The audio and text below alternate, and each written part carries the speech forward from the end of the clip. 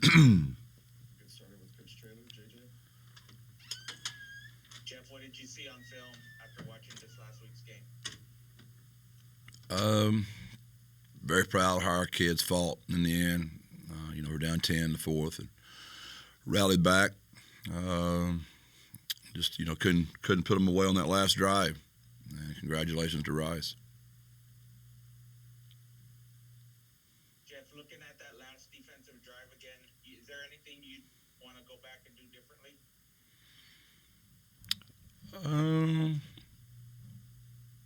Yeah, obviously when it doesn't work, there's a lot of things you wish you could do differently, but it wouldn't do any good to speculate on any of that.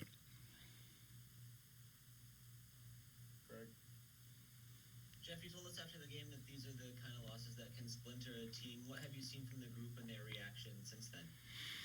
Well, we haven't taken the practice field yet. I know they were all team meeting yesterday. Obviously, they're really disheartened.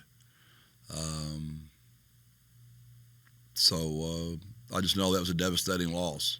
And I've seen it splinter a lot of teams before.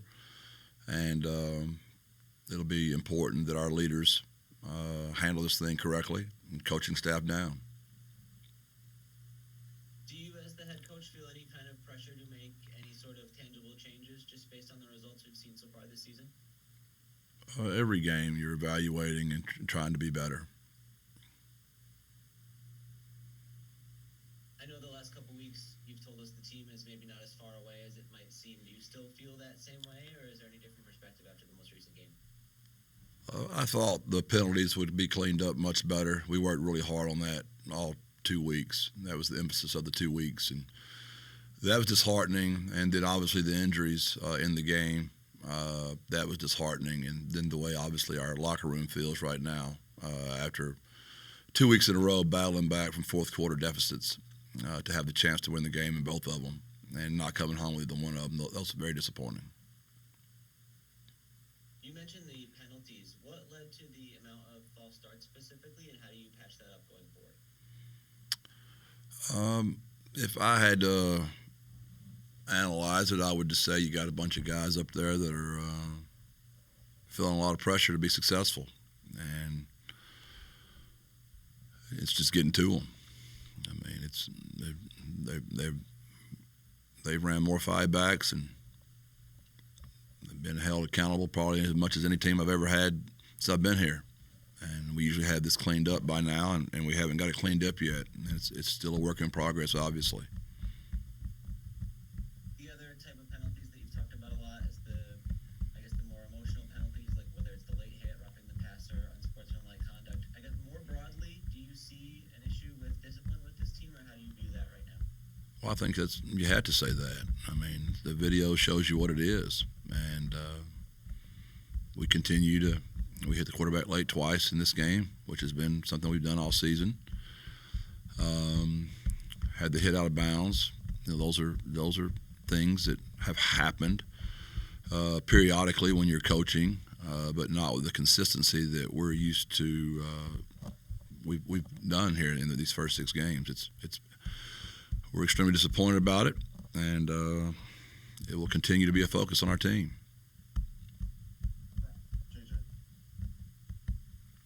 Jeff, how would you evaluate the play of the defense coming out of this week?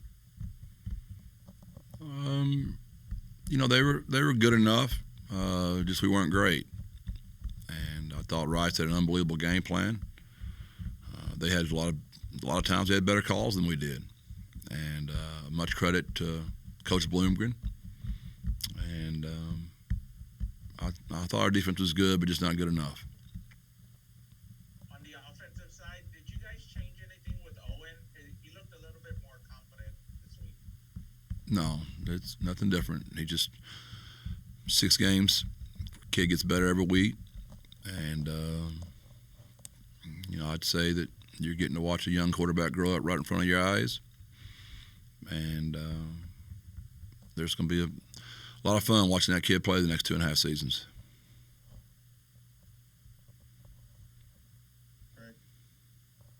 Jeff, we saw J.T. Clark, William McCoy, and David Amaral were all out in this game, and then I know D.J. Allen went down at some point during the game. What's sort of the state of the receiver room going forward? Yeah, that's been really unfortunate the entire season. And whoever's healthy and can play Saturday, they'll be out there. You've talked at a decent length about the offensive line injuries as well. Do you see a path to getting those guys healthy through the year, or are there any long-term situations or things you'll be battling the rest of the season? No, Mekhi Hart is done for the rest of the year. He injured his left knee severely. Vinley is still up in the air. We don't know. So, obviously we lost Luke Lopez for the year during fall camp. It's a trend, for 5 years now. And we've got to really, it seems like every year we talk about this, though, Greg. So we've got to dive into what is the root of all that. Yeah, I know you mentioned going through that process last year and evaluating a lot of different levels of the program and where that might be coming from. Have you learned anything about why that could be so persistent for this group? Yeah, I think we've got it pretty much pinpointed. We just got to get it taken care of now. Can you shed any light on that? What you're referring to? I'd rather not. We'll keep working on that. It's common sense stuff. I mean, those are obviously it always starts in recruiting. I've always said that, but the developmental piece is obviously the piece that's not being handled correctly, and that always gets back to nutrition and strength, staff, and that's something that Ryan Philo and Dr. Compost and I and a nutrition staff, which we hope to get to, and a nutrition table, which we hope to get to. Those are all things that are in the plan to get done in the future. But fans don't want to hear about the future. Fans want it fixed right now, and I don't blame them. We have talked a lot about Mekhi Hart through the last couple of years in his efforts just to get back on the field. What were the emotions like, and how is he handling having another setback like this? He's pretty devastated. He's as low as I've ever seen him. I mean, he was playing through a right knee injury in a lot of pain, and now he hurt his left one again. And I hate it for that kid. He's been an amazing football player for us his entire career, all-conference football player, two-time conference champion, single-digit guy for years. I hurt for him. He gave this program everything he had, played through a lot of pain, and he's dealing with a lot right now, just in his head right now, and I don't blame him. Is it accurate to say this is definitively the end of his college career, or is there a path for him to continue or to have an extra season somehow? No, this will be it. This is his last one, and I'm sure he's ready to move on. He's got two beautiful children and an amazing wife, and we're starting to plan the future for Mekhi, whether that's coaching, what that looks like. But there's a special place in my heart for that kid, and he's been on my mind, on my heart heavily. That's second play of the game, man. He knew it. He never lays down. And when he was on the field, he told me, he said, "Coach, I know it's over." And he was right. We also saw Joe Evans missing from this game. Is there anything you can tell us about what's going on there or his potential to return? Yeah, he's done for the season as well. He got injured in the East Carolina game, and so he'll have surgery and begin his process for the NFL.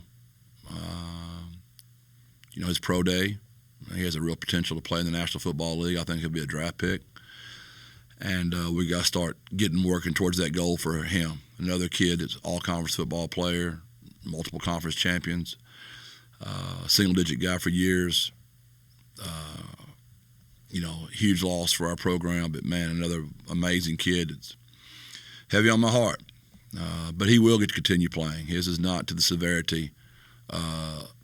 We can get this one cleaned up and fixed up for him, and he'll be fine for his pro day. Was it a knee for him as well? That is correct. And then I guess generally what has to happen for UTSA to pull out of the state that you guys are in and some of the struggles you're going through right now? What are the next steps ahead? I wish there was something that simple, Greg. It's just like a magic pill, but there's not. It's just a lot of work. Continue getting better. Defensively, we have enough pieces left. We could still be good there. Offensively, we got to figure out, what we have left.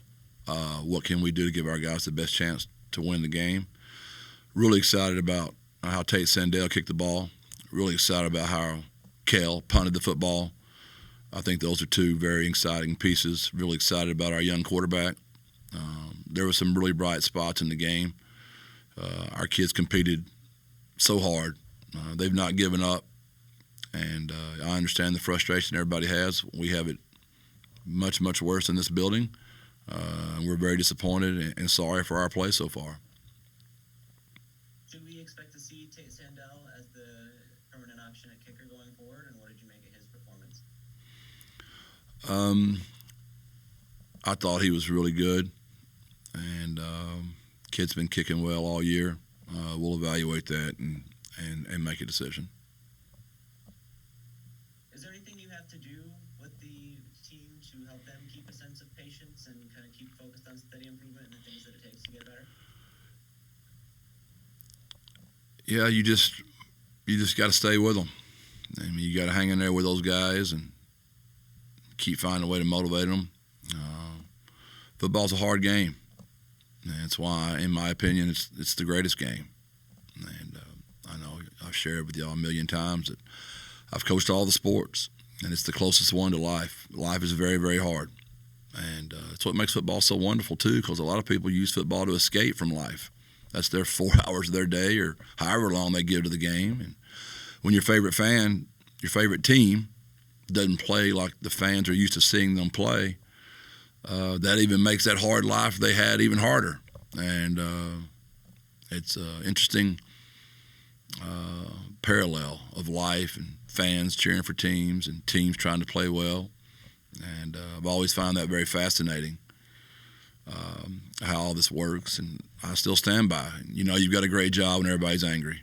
When everybody wants the head coach fired and the whole staff fired, you got a good job. You can't have it both ways. You can't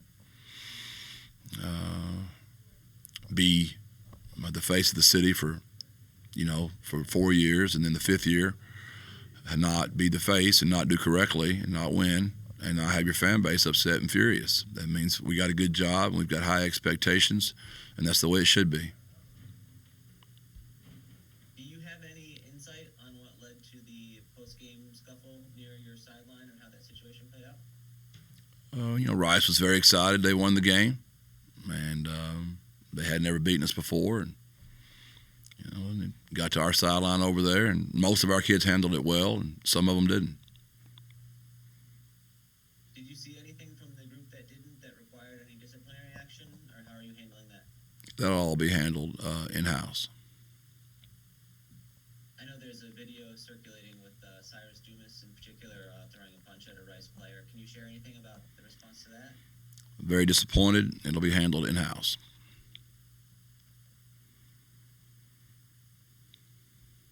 Anything else for Coach Traylor this morning? Thanks, everyone. Thank y'all. God bless. Birds up.